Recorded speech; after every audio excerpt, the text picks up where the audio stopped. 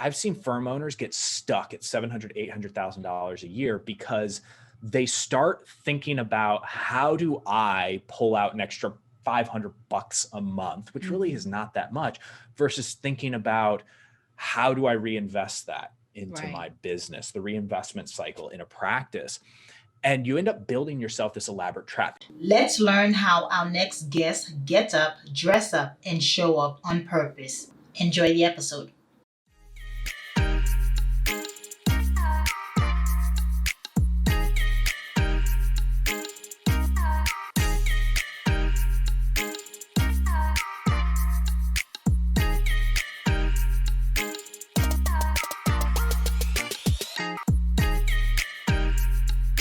Hello, morning enthusiasts. Welcome to the Best Morning Routine Ever podcast. I am your host, Dr. Lunide, and I have today a phenomenal guest that I want to bring on to the show, Charley Mann.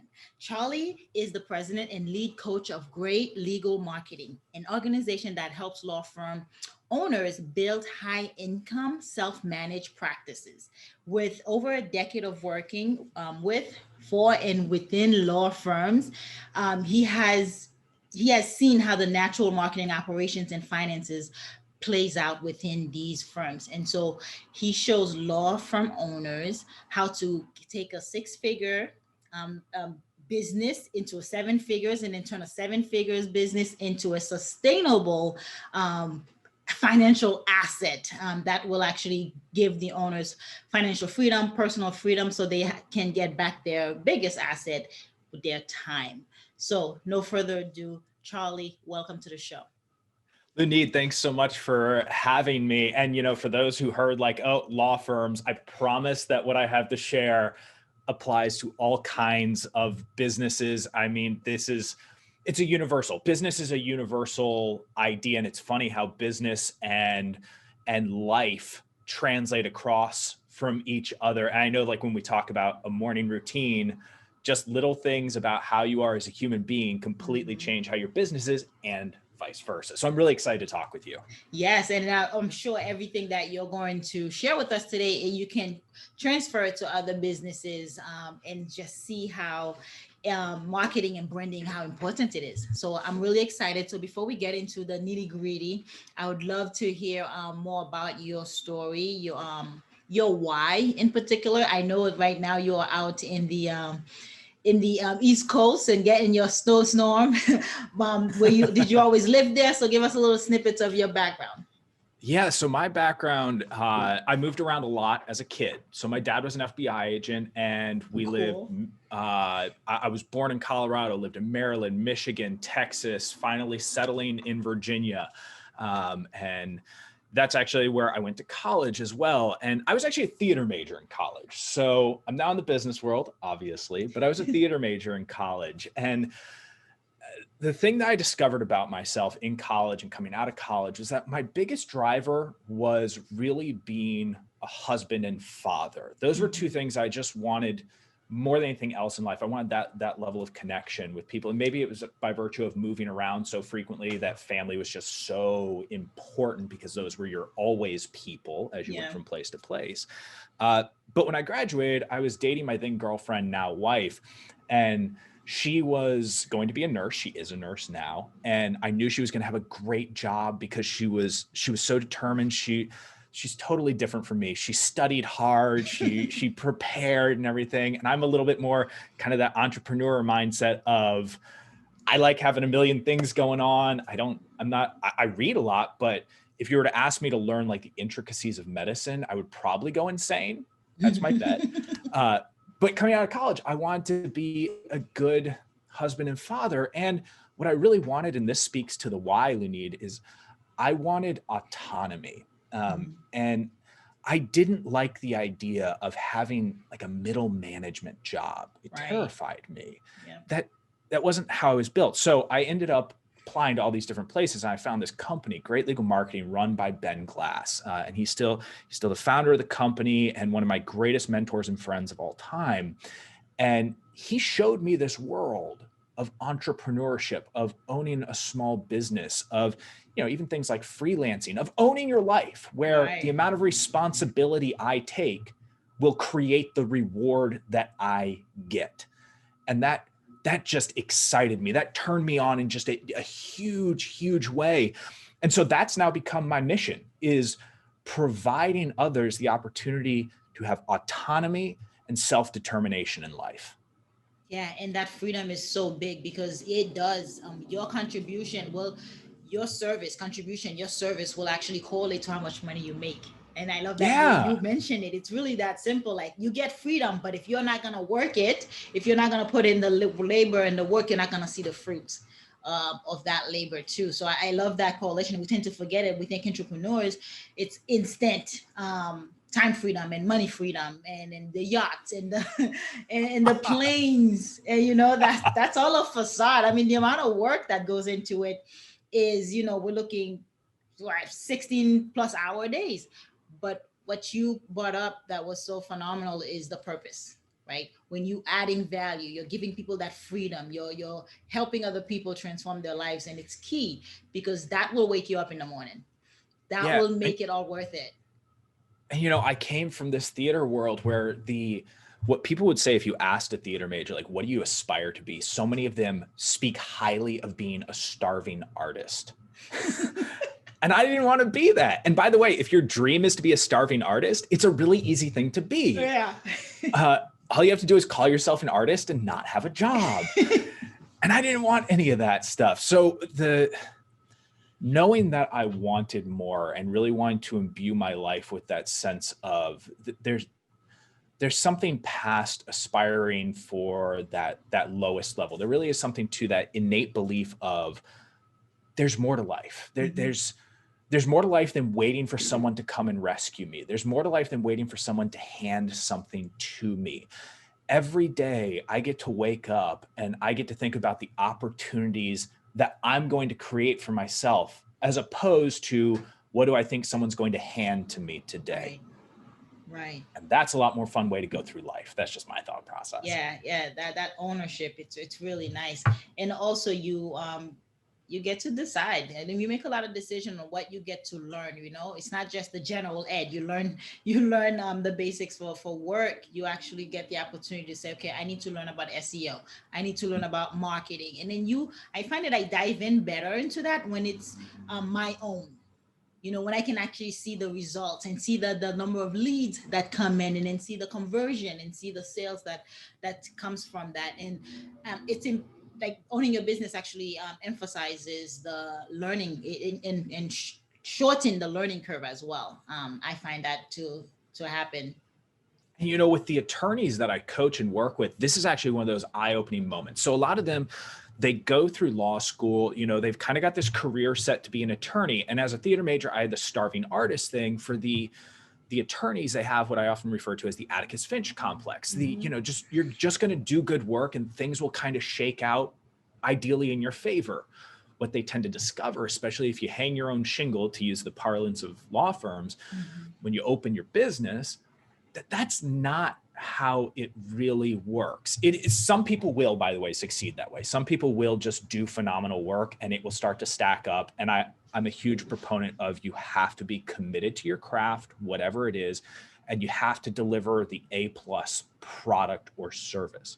However, these attorneys come out, and when they start thinking about like business, like the idea of lead generation, the idea of sales, we use the term conversion because a lot of attorneys don't like the idea of selling, and that's okay. Yeah. Actually, through the work that we do in marketing, ideally when someone comes in, you don't have to sell them. You're sort of helping them make a decision at that point. Yeah.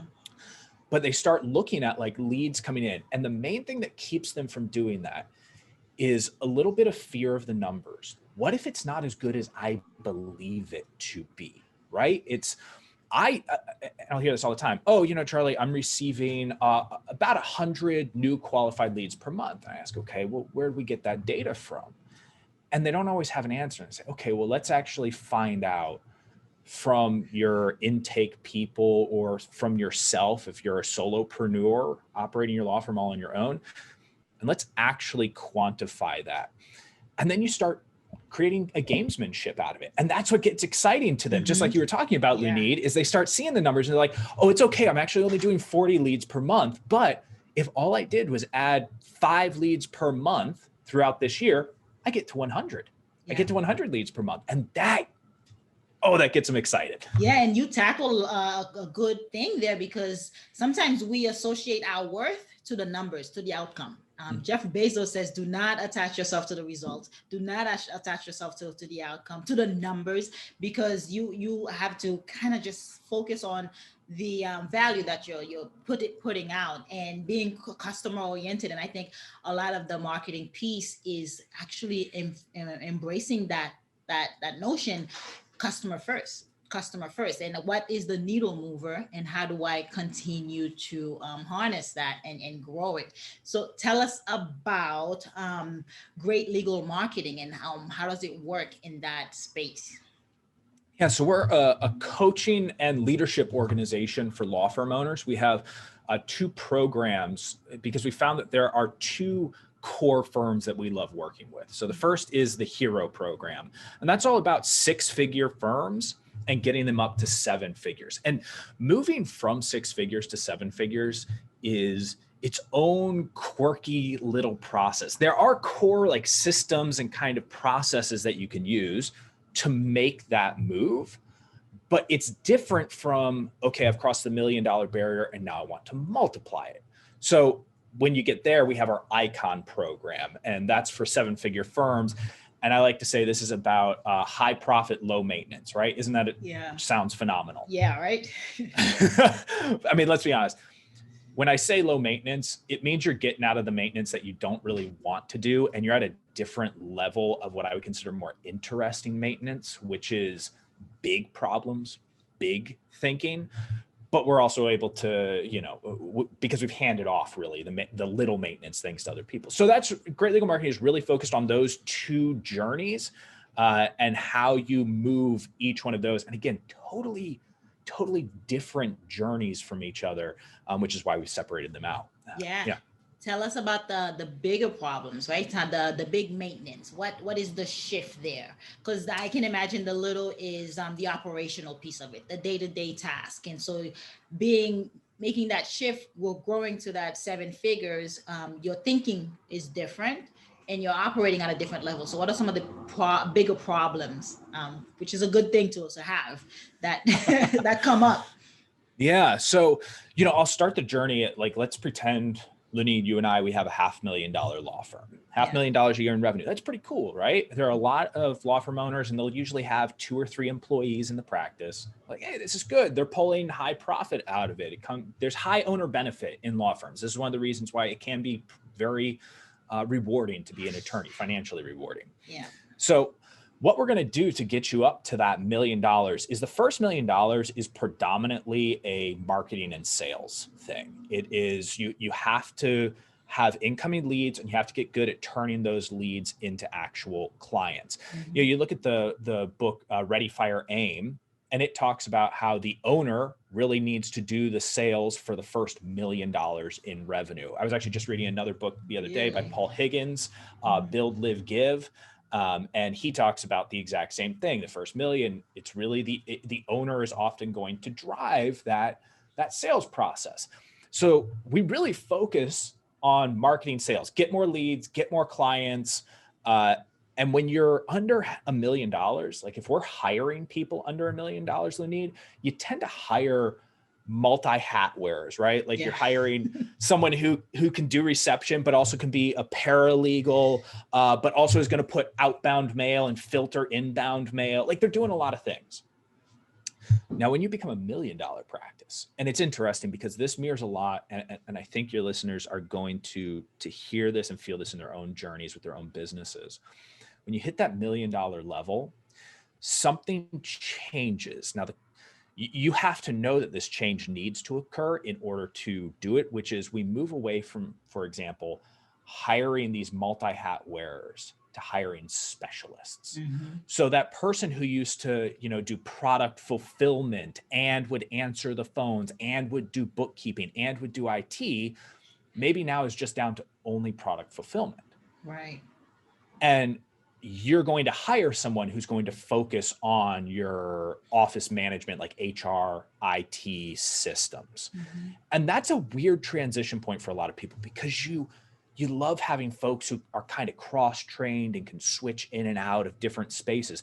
But when you get to that $1 million level, to go past it, to get to that $2 million, $5 million level, you hire specialists. And the other big transformation point is it stops being just about marketing and sales, and it starts becoming about operations and systems, right? Mm-hmm. Everything is documented, because going up, it's now the matter of scale. And I love that term, scale. Like, it means different things to different people, Yeah. right, Lunide? Yeah, you got to plug people in. It's plug and play. So you got to have the habits. I equate systems to habits, right? Because that's what habits do. You automate things. You automate systems, just how we automate our behaviors. So you automate everything within the workplace, so people are easier to train, faster onboarding, right? Because that's time consuming and can be expensive. Faster onboarding, so that you can keep the wheel turning, for lack of better words.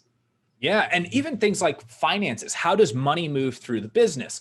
This is especially taxing for a lot of attorneys, because if you're working like as a personal injury attorney, I know some law firms that, they'll get a huge hit where they may bring in $500,000, $1 million+ on a single case. And let's say it happens in April, and they get excited and they just start spending that money without remembering, oh, my next big hit like that may not happen for 18, 24 months. Mm-hmm. I'll have a bunch of smaller cases in between then, but I need to plan finance wise out that way. If you're a small firm, it's a little bit easier to not have to worry about those fluctuations. Sometimes, cash is here, cash is there. You're really just focused on getting those clients in, because it all comes out in the wash, to use the phrase. Whereas when you're over $1 million and you've got a lot more overhead, you've got a lot more people, you need to start thinking critically about, how quickly am I turning a new lead into a client? How quickly does that client become cash? And oh, by the way, when we actually get the check, how quickly does that check actually become cash? I've encountered firms that need, and this is fascinating, because I believe this is kind of a good point of advice for everyone. Let money move. Don't get in the way of money. It's energy. It's energy. It has to flow. It has to come in and leave, just as it has to keep you moving. I agree. And amazingly, you'll have a personal injury firm that maybe settles a big case, and they're going to get, let's say $50,000 for their own fees. Now, that's a good number, but maybe it's not a number that you have to have right now, because they've already got cash in the bank. Yeah. So what they do is they sit on that for a month, and they're kind of figuring out disbursements and all that stuff. And maybe we're waiting for the client to sign off. And every time I'm coaching an attorney, I'm like, nope. As soon as there's money, you resolve it. You don't want things just floating out in the universe, because if it's floating out there, something can change. Someone can make a decision on your behalf. Control what you can control, which is putting that check in the bank and dispersing funds to your clients. Move that along. Yeah. An analogy come to mind as you're saying that, because you brought up the universe, about how something can happen and actually create a purpose for that money, right? And you can put it elsewhere. One story that I remember hearing is people who are penny pinchers. They want to save $1, and so let's say somebody's trying to move a bedding or a couch. They don't want to hire you all. They want to do it by themselves, put it on top of their vehicle and drive it down the highway. And because they want to save some money, right? And then what happens as they're going 50 miles per hour, freaking cord snaps, couch goes flying. How much money did they save now? Lunide, you're talking about my father-in-law right now. And my granddad and my grandfather, it actually happened to him. We all have those people in our lives, and it's good to have like some of those folks around us. But if you're the entrepreneur, you can't be that person, because that's what gets them stuck, right? You're a law firm, you're growing, you've hit $600,000, $700,000 in revenue. And then you keep thinking to yourself, this happens all the time. It happens to other business owners as well. You start thinking about like, oh, well, how can I just keep taking a little bit more money out? I want to add, a little bit to myself. That's your little bit. And I've seen firm owners get stuck at $700,000, $800,000 a year, because they start thinking about, how do I pull out an extra $500 a month, which really is not that much, versus thinking about, how do I reinvest that into my business, the reinvestment cycle in a practice. And you end up building yourself this elaborate trap because look, here's the truth we need. In a law firm, you could do $800,000 a year in revenue. And potentially as the owner, especially if you have a spouse working in the business, you could take 450 to 500 of that out of the business. But what ends up happening is your time becomes fully linked to that money. Right. And so you have to put in the hours. You have to do tasks that are below your actual value as an entrepreneur. And frankly, as just a human being in your position of your expertise, if you're an attorney, you know, you shouldn't be figuring out how to fill toner in the copier. That's insane. But they build themselves this trap and they can't figure out what to do. And they've spent money on a house, on cars, on all kinds of lifestyle goods. No. Build a $2 million law firm that requires very little of your constant effort and then enjoy a $600,000 to $700,000 payday without you needing to be there every single day. That to me is so much more interesting. So that's the transformation that we produce in the attorneys, the firms that we work with. And hiring the right talent. And then it goes back to hiring specific talent, right? Because now you put people in place that are smarter than you, that are running the show where you are not, it's sustaining and running outside of you. So a key component is, and I know a lot of law firms struggle with this, is how to attract the ideal client, right? And so tell us a little bit about the nuggets, the tips that people can use, and I'm sure it's transferable in other businesses, to attract your ideal client. Yeah. And a lot of what we do marketing wise dates back to like Claude Hopkins, who wrote Scientific Advertising, and now through guys like Dan Kennedy and Jay Abraham, a lot of these big foundational marketers. And we took those principles and applied them to law firms. But one of the first things I do when I talk about this is I say, you know, for most people, when I ask the question, what is marketing?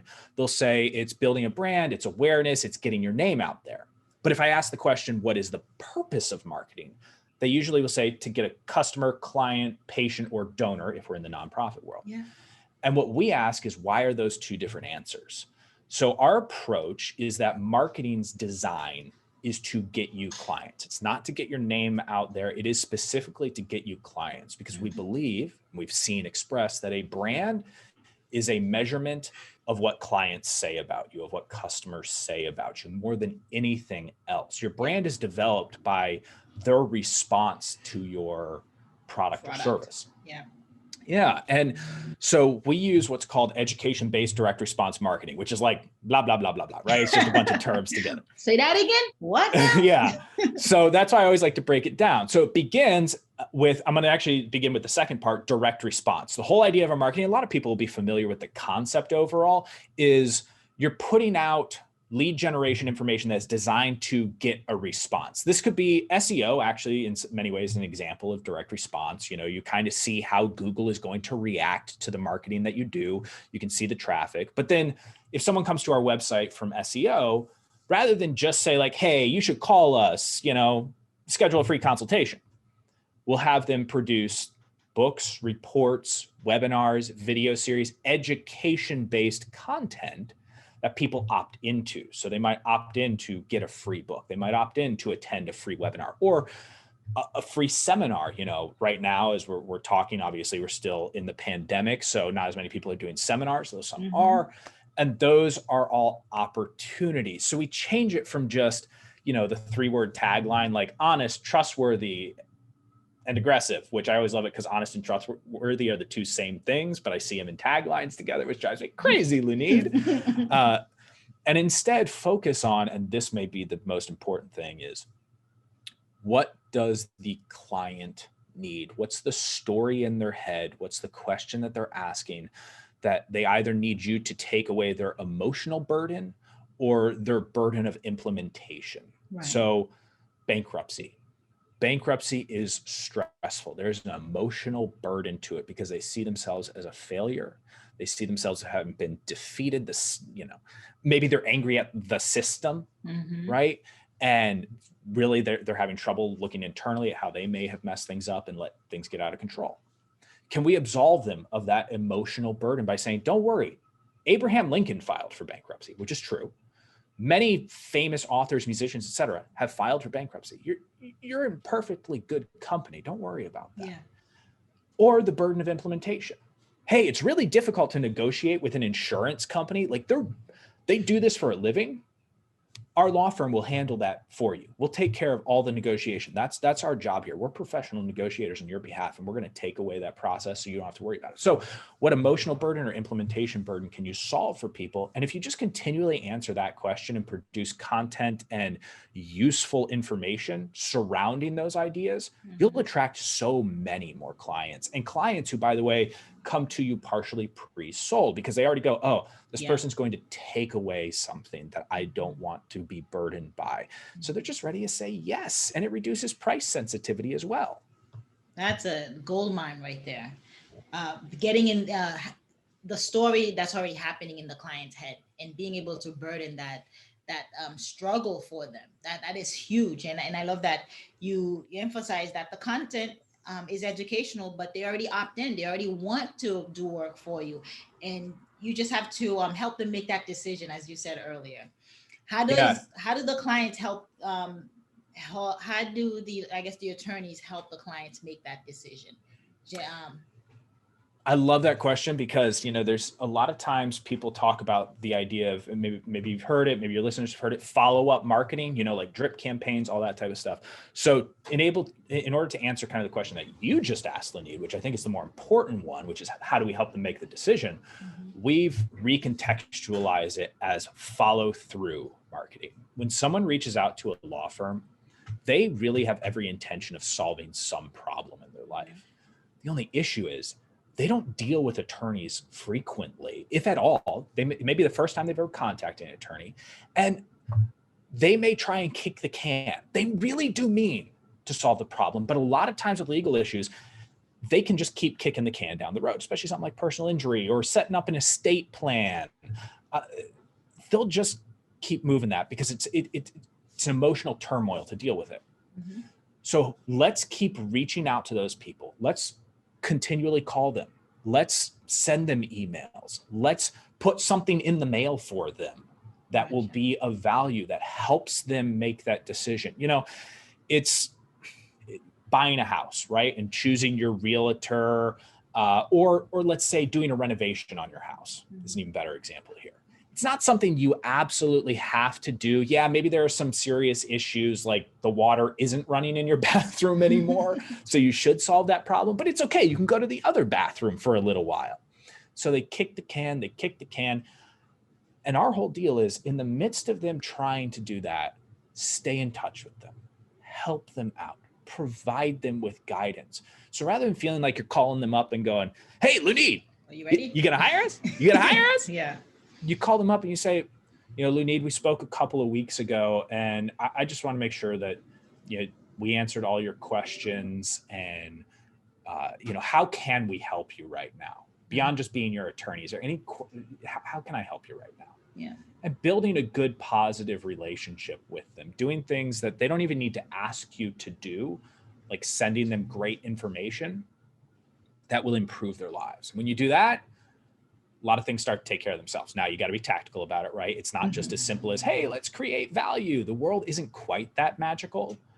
But when you start from that point of view, and then you start baking in, some of the like copywriting stuff that you hear about, some of the sales scripting that you talk about, then it all starts to come together. But it's the same thing. Like you can't just have a sales script, right? Just like you can't just have value. It's when those things start to combine that you produce magic, and to go back to our word earlier, Lunide, you produce scale.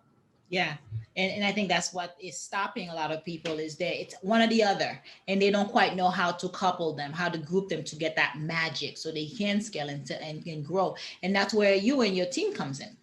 Yeah. Right? Yeah. To So provide that support. Yeah, we help them set up all these processes. Again, our specialty is working with those two types of firms, 6 figures to 7 figures, and a 7-figure owner who wants to multiply that and kind of start removing themselves from the constant day-to-day of the practice. And we do that by simple things starting at phone scripts, right? How are the phones answered?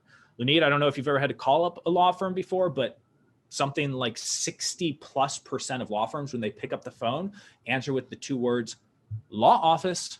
Well, why is that? Why are we answering? Isn't it just as easy to pick up the phone and say, Hi, this is Charley at Charley Law. How may I best help you today? Yeah. Sets things off on a totally different trajectory. So we make little adjustments like that, and then big adjustments. Like, how do you set up a leadership team in your firm at the icon level? How do you have people who take ownership of the legal operations, ownership of the financial problem solving, et cetera? So that way you as an owner can focus on the big moves of the firm, the big strategic decisions, that rather than how do I shuffle $1,000, it's how do I shuffle for $1 million? Yeah. I got to ask big, start asking Yes. big and asking the right questions. Absolutely. Yeah. So I'm curious. Tell me about your principles, your habits. How do you get up, dress up, and show up? What's your morning routine like? So first off, I'm a morning person. Yeah. First and foremost, I love mornings. The earlier that I can wake up, the better. Now, I have 2 kids, they're 6 and 3. So my mornings are even more important. And the biggest trick for me is, can I get up 30 minutes earlier than my kids? So how do I find some time for myself? And I think that this is really important for especially parents in the morning, or even if you're just living with, your partner or a spouse or whoever. It is carving out a portion of your morning that is uniquely yours. That may be most important bit of advice, to actually focus on yourself. So there are a couple little things that I do in the morning that make a huge difference. One of them is physical, which is a big glass of water, big glass of really cold water, just to kind of awaken the system, to go ahead and satiate initial hunger in the morning. Very, very simple thing that you can do. If you wake up feeling really hungry, start by drinking water. I usually fast for a portion of the day. I'm either fasting until noon or maybe 4 to even 6 p.m. during the day. And so starting off that physical change is important. I will either get in a full-on workout or I'll do some yoga in the morning. And again, I do that myself. And those physical changes make a big difference. And then I'm also going to find time to read. I need to read something every morning, and not on my phone, a physical book, not on a Kindle device. I need a real book right in front of me, something that I'll have a highlighter or a pen, and I want to take notes. And that's how I focus my morning, is by engaging my physical self, then my intellectual self, and usually with my family in some way, try and engage my spiritual self as well. This might be family yoga, family meditation, or prayer, or just talking about stuff that we're grateful for in the morning, and setting our day off on the right foot. You really need a page turner, literally. Yes, absolutely. Turn the pages to read. Reading is so important, and a lot of entrepreneurs do consume content in the morning, because you're especially early risers, you're at your prime. It's easy to consume data and digest the data and understand it, because you're between that you're in that alpha state where you're between theta and alpha. You're half asleep and still awake, but you're so mindful. You're so focused. I also, Lunide, one thing that I make sure that I do, since I've kind of indicated that I don't have I'm going to do steps 1, 2, 3, 1, 2, 3, 1, 2, 3 every single day. There's a certain amount of variability, but there is actually one core step that makes a big impact. It's actually the night before. So I don't make any of these decisions the morning of, because I don't want to make decisions in the morning. I want to go straight to it. So I make all of these choices the night before. If I'm going to do a full personal workout in the morning, I set out my workout clothes. I preset my intention for the morning. The book that I'm going to read is already available with the pen and everything at my kitchen table. So that way I'm not thinking about a darn thing. I'm just go in the morning. You had a guest on recently.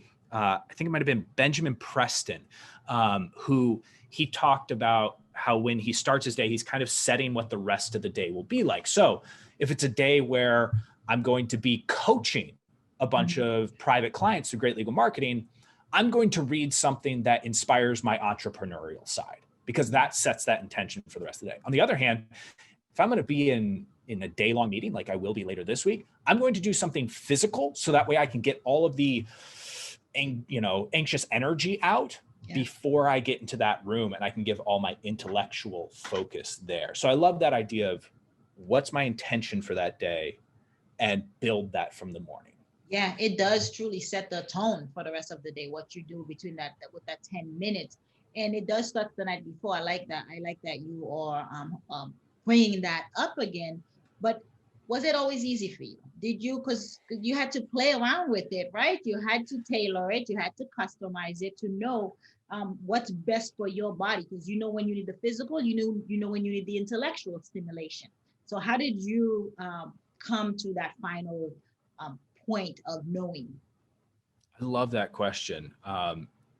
Through, I guess it begins with obviously the self pursuit of betterment, of deciding, hey, I'm going to be better. And that's kind of the big question, and the commitment to that process. And then I tested a lot of different things. So interestingly, I mentioned back in college, I was a theater major. Back in college, I was also very capable of sleeping in until 11 a.m. Now I'm in my 30s now. That's not so much the case anymore.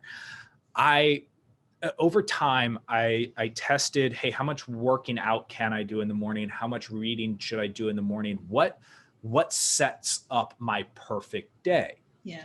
Like right now I mentioned I'm fasting. I started fasting about 1.5 years ago, and then I kind of went off it to see, was it making an impact? Turns out it was. So that is now consistently incorporated. Yeah. There was some time where I decided I'm not going to read every single morning and feel and test how I feel through the rest of the day. Yeah. Well, I found that it took me longer to get revved up when I got into the office if I hadn't already done intellectual revving up back home. Same thing with if I wanted to have a great evening with my kids after I get home, there needed to be a proper way to positively engage them in the morning. Mm-hmm. So I actually tested what was it like if I was just doing the routine in the morning, right? Like just making breakfast, the usual thing, kind of normal chaotic family thing. That didn't work well. It was destructive to my evenings. So now I make sure, okay, positive interaction with the kids, ask them about their day, help them set their intentions if I can. Lunide, I am so imperfect at so much of this, but I swear I always try, and I always I set what I want to have happen, but I acknowledge I'm a parent with young kids, and sometimes they're going to wake up and they're going to need me in a different way than I want to give to them. And I'm going to meet them there. They're my kiddos, and they should know that they are supported. Same way that if I wake up and I had plans for the day and I get a message from a team member who says my kid's sick, I got to stay home, I'm not going to let that ruin my day because I set my morning and I set how I was going to prepare for the meetings of the day and everything. Yeah. I'm going to just, universe is throwing something different at me. Guess what, universe? I don't sit down. I fight back. I'm going to rework my agenda where everything's going to be good because I'm going to control what I can control. Yeah, you're agile, you're nimble, you're flexible. And the piece is having grace towards those around you, but also yourself. That's what the trial and error is all about. Is seeing what works and what doesn't, and don't kick yourself up in the hiney too hard, right? Don't be so hard on yourself. So Lunide, let me ask you, I've told you a little bit about my morning routine. I've got you here. You've listened to so many morning routines. How can I make my morning routine better? You're hydrating already first thing in the morning. You're consuming content, which is phenomenal. You're working out and exercising. Meditation is one thing I would add. Is that intentional silence in the morning, whether it's 5 to 10 minutes, is something that would actually help with the energy throughout the day, giving you more focus and clarity, so that revving up is a lot faster, a lot easier, regardless whether you read or not. The benefits of meditation. That's one thing I would add. That's like non-negotiable for me. And cold shower. I started doing that recently, Lunide. Okay, I started good. doing that. Yeah. I read the Wim Hof method, and I love just, testing myself. I end my shower with a cold shower. I can't do like the 30 seconds. Okay. Yeah. 30 to 60 seconds. That's what I tell my guests, and I tell my clients as well. Make the 30 seconds, last 30 seconds ice cold, and it wakes you up, that alertness, and it increases metabolism. You know how you hydrate to kind of satiate that hunger? Well, metabolism, it helps curb your appetite for, if you're fasting, it makes it a lot easier. But also just getting comfortable with being uncomfortable is what you get when you standing under that cold shower. And so I urge everyone to give it a shot, because once you start, you really go back because of the benefits. that come Oh, with so it. funny, Lunide. The other day, I actually forgot to do the cold water at the end, and I stepped out of the shower, and literally something felt weird. I was Yep. like, something's really. I was like, I, I don't know what's off about this, and I realized, oh no, I forgot the cold water. Now my wife was already getting into the shower, so I just went over. I splashed some cold water on my face. Right, roll with the punches. Yeah. But yes, I've started incorporating that, and I just need to make sure that I stick with it. Is the real thing, because exactly what you said, Lunide. It's like you get the first major discomfort of the day out of the way. Because guess what? There are going to be more. You're an entrepreneur. You're a business owner. You're a high performance salesperson or negotiator. Day's going to get uncomfortable. But you've already agreed. You said, you know what? I survived cold water this morning. That's like, by the way, that's like survival brain firing off. It's like, oh, I have to survive. I survived physical threat, obviously not real, but your brain interprets it. Oh, stress is a physical threat everywhere. That fight or flight. We're constantly in a flight mode because of the chronic stress that we impose upon ourselves. And that is coming at us 100% throughout the day. And so we're going to be fine, right? We survived that. Rest of the day is going to be fine. Yeah, it's that lighthearted. It really is, Charlie. Yeah. I'm really glad. Was that helpful? Do you feel supported? Yes. Yes, I appreciate it. My pleasure. Please tell us, how can we connect with you? How can my guests find you? Absolutely. So if you go to greatlegalmarketing.com, you're going to see a bunch of resources available there, just kind of like I talked about. There are books, there are webinars.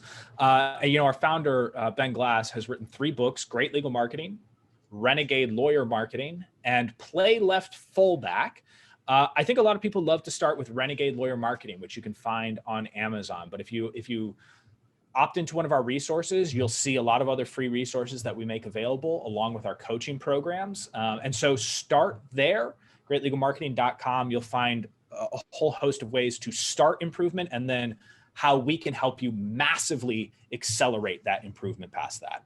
That is fantastic. This Morning Enthusiast, this has been Charley Mann, and it's been one heck of a conversation around just marketing your law firm, but how that transcends to regular business, and how the difference between branding and marketing. That was very, very well said, Charley. And again, your morning routine is robust. It's phenomenal. And, even with the 2 kiddos, you managed to get your me time. You got your you time, because you're preparing yourself for the rest of the day. You got to take care of yourself, because you can't give what you don't have. If you're not healthy, if you're not mentally well, you cannot go and pursue your business. You cannot go and lead that team. You cannot be present for your kids. If you can't put your own agenda together, how can you help them set their intention, as you said? And I actually love that. You're helping your kids set their intention. They're getting the best experience already. That's pretty phenomenal. So Charley, it's been an honor having you on the show. I thank you for your time and presence this morning. Thank you so much, Lunide. I really appreciate it. This was awesome talking with you. I love your energy. Likewise. Hope you enjoyed today's episode. Please comment and tell us what was your favorite part, your favorite habit that you are going to try out for yourself today. Comment below. If you haven't already, be sure to subscribe. Until next time, I will see you at the top of your best morning routine ever. Stay blessed.